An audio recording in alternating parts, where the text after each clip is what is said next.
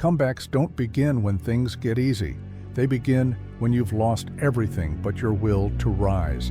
Every great comeback begins in a place of darkness, a place of loss, of confusion, of brokenness. It starts when you've fallen so far you can't remember what standing feels like. When every voice around you says it's over. When the people you counted on turn their backs. When hope feels like a distant memory and the silence grows louder than your dreams. In that silence, in that void, the comeback is born. Not in applause, not in comfort, but in solitude and struggle. Rock bottom is not a place to fear. It is a foundation. It is the place where illusions are stripped away, where excuses are burned, and where truth stands tall. At rock bottom, you meet yourself, the unfiltered, unpolished, unprotected version. And that person, the one who has survived the fall, is the one capable of the greatest rise.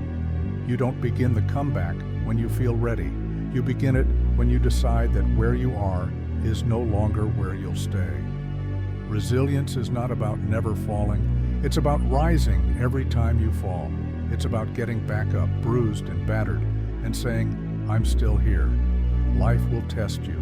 It will knock you down with heartbreak, disappointment, betrayal, and loss. But resilience whispers, try again. Resilience is showing up when it's hard. It's choosing courage over comfort. It's choosing to move forward when everything in you says to give up. Resilience turns pain into power and weakness into strength. History is filled with stories of comebacks. Michael Jordan was cut from his high school basketball team. He used the pain as fuel. He trained in silence. He returned with vengeance.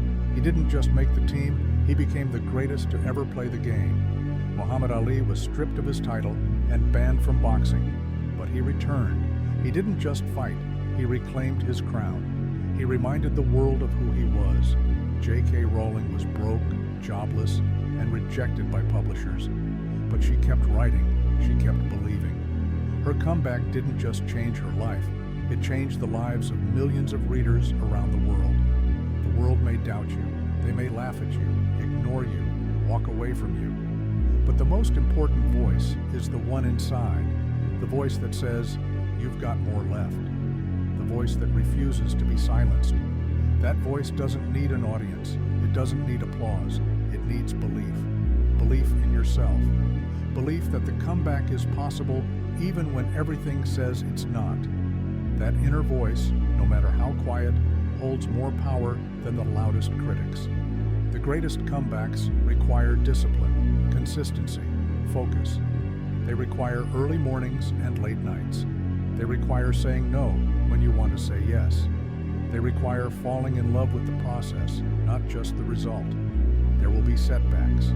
There will be obstacles. There will be moments you question everything. But the ones who make it back are the ones who never stop, who stay hungry, who stay humble, who remember that nothing great comes without effort. A comeback isn't something that happens to you. It's something you create.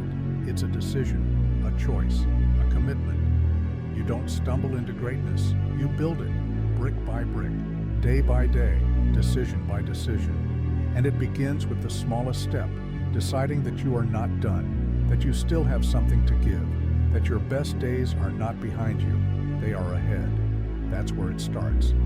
With a decision so strong that no failure, no setback, and no voice of doubt can shake it.